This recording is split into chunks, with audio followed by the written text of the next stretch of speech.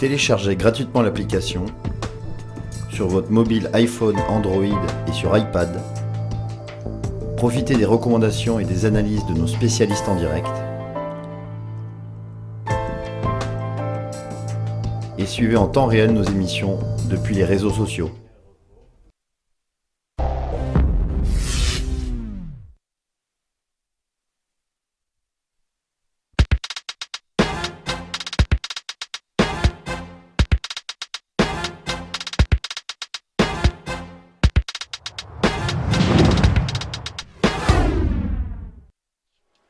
Et nous sommes de retour sur Direct Investisseur et nous recevons en duplex Stéphane Saut-Duteuil, responsable des sites Robo et Technibourse. Bonjour Stéphane. Bonjour à toutes et à tous. Alors on va parler du CAC 40 ce matin et notamment on a une ouverture dans le rouge et toujours à 1h30 de cotation depuis l'ouverture, eh bien on est toujours dans le rouge même si on semble un petit peu remonter légèrement. Est-ce que vous estimez que cette tendance baissière, en tout cas pour la journée, parce qu'on est toujours sur une tendance haussière, je rappelle, c'est vrai, sur du long terme, est-ce qu'on pourrait rester dans le rouge toute la journée? Je rappelle toujours l'impact qui plombe, l'incertitude de la dégraisse qui plombe les marchés. Oui, c'est vrai qu'on a eu déjà pas mal de volatilité depuis l'ouverture, puisqu'on était quasiment au plus haut quelques minutes après l'ouverture, vers 5160 points sur le futur de mai. Et quasiment une demi-heure plus tard, on était 80 points en dessous, autour des 5095, 5090, toujours sur le futur de mai. Ce qui est intéressant de noter, c'est que on évolue depuis quelques jours, depuis exactement 6 jours, dans une zone relativement horizontale entre 5090 et 5175 points, toujours sur le futur de mai. Avant la grosse résistance qui sert toujours un petit peu d'épouvantail, 5210 points, qui correspond ni plus ni moins au sommet descendant de 2000 et 2007. Donc il sera conceptuellement difficile à déborder sans une phase de consolidation au mieux horizontale, au pire un petit peu plus baissière encore que les cours actuels. Ce qui est intéressant, c'est qu'on a quand même encore une zone intéressante en dessous du point de support que je vous ai évoqué vers 5090 points, qui est la zone des 5050, 5060 points, qui correspond à un gap resté ouvert début avril, et à une zone de support également qui servait de résistance fin mars et qui sert maintenant de support. Donc rien de très dramatique encore sur le CAC 40, même si au regard des journées de bourse de la semaine dernière, on sent un petit essoufflement quand même à l'intérieur même de ce range, et peut-être qu'on a la capacité quand même dans les prochains jours à aller chercher au moins une cinquantaine de points plus bas.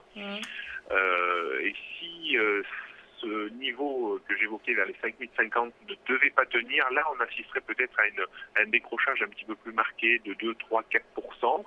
Donc je reste quand même modérément... Tant qu'on reste au-dessus des 5050, en gros, on est toujours sur une tendance haussière, pardon. Tendance haussière forte même, ouais. Puisqu'on maintient le canal haussier du début d'année. C'est vraiment la rupture de 5050 qui nous en ferait sortir avec peut-être des dégagements un petit peu plus massifs. Donc moi j'ai stoppé quand même les achats. J'attends de voir un petit peu ce qui va se passer. Je reste plus peut-être dans une politique de vente à proximité donc de 5175, voire maintenant, par rapport à ce qui s'est passé ce matin, on pourrait tenter une vente sur rebond, et la zone de rebond un peu idéale, ça serait aux alentours des 5120, 130 points, pour viser de nouveau un retour vers les plus bas, peut-être dans le courant de l'après-midi.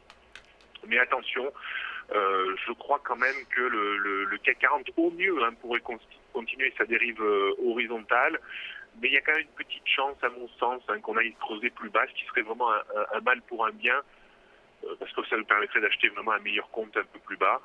Mais bon, c'est vrai que ce scénario commence à devenir un petit peu privilégié par les investisseurs, donc attention quand même, peut-être que finalement on n'aura qu'une consolidation horizontale et on repartira tenter un débordement des points hauts annuels, mais ça ne sera pas facile parce que c'est vraiment 5200 sur le futur de mai, 5210, c'est vraiment un gros morceau.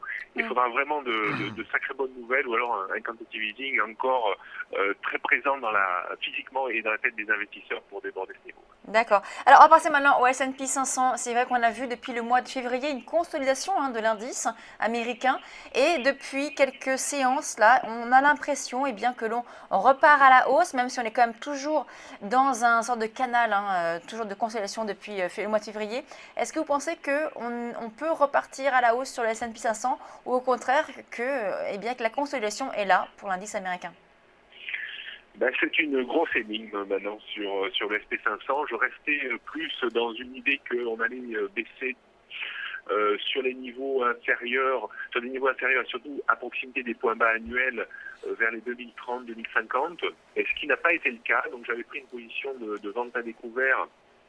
J'avais fait un break-even, déjà en fait une opération vierge il y a 10 jours, et j'avais remis un petit peu une position de vente à découvert vers 2105 que je me suis fait stopper ce matin dès 9h en fait, à 2115.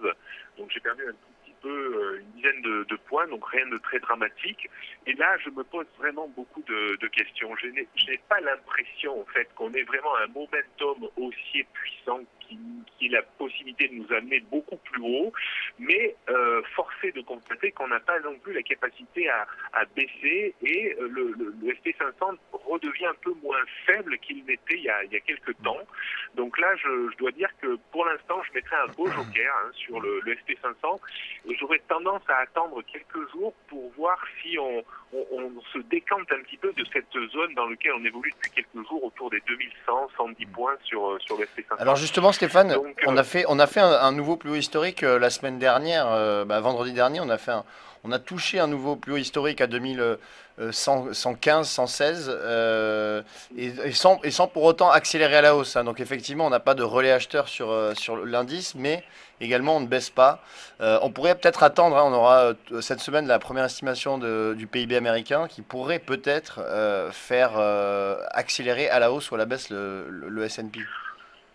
Je crois que c'est évident, et même je pense en fait que les investisseurs ont anticipé un petit peu un discours peut-être encore un peu accommodant de Janet Yellen pour le FOMC peut-être mercredi, et donc pense peut-être que les taux finalement ne remonteront pas ni en juin ni en septembre, et peut-être à la fin de l'année, voire peut-être pas du tout. Donc c'est peut-être ce qui met une petite pression acheteuse sur les marchés américains. Les résultats d'entreprise également sont pas si mauvais que ça. On aurait pu s'attendre à pire avec l'effet dollar, mais on ne peut pas exclure non plus tout à fait peut-être un bull trap, un piège à acheteurs. On commence à casser des niveaux comme ça, sans gros volume, sans grand relais, et puis finalement derrière on retombe comme un soufflé. Donc c'est encore possible, mais à vrai dire, là, j'ai plus vraiment de conviction. Donc là, pour le moment, pas de stratégie particulière sur SP500, hormis d'attendre un petit peu que les choses se décantent, comme vous l'avez justement dit, dans les prochains jours.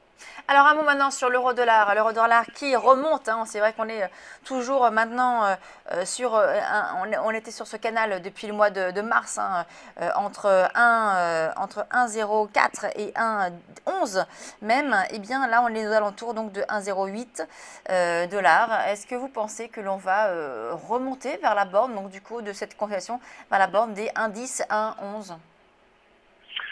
Alors c'est vrai que la situation reste assez claire. On a vraiment une zone de dérive horizontale au sens très large, entre 1,05 et 1,1050.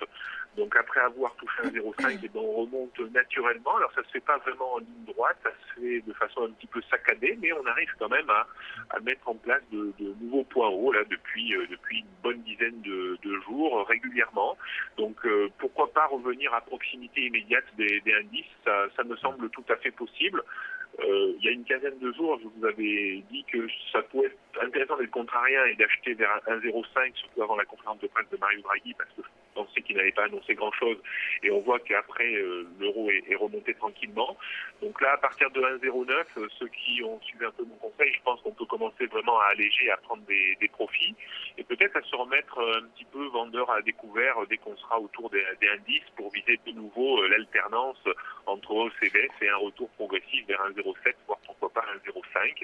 Mais j'ai bien dans l'idée en fait qu'on ait la capacité encore pendant quelques semaines à rester dans ce canal très large horizontal entre 1,05 et 1,1050. Merci beaucoup Stéphane Soluteuil, donc responsable des sites robots et Technibourse. On vous retrouve dès demain sur TV Finance pour de nouvelles indications, de nouvelles analyses sur ces indices. Merci beaucoup. À demain. On passe tout de suite à la suite de Direct Investisseur.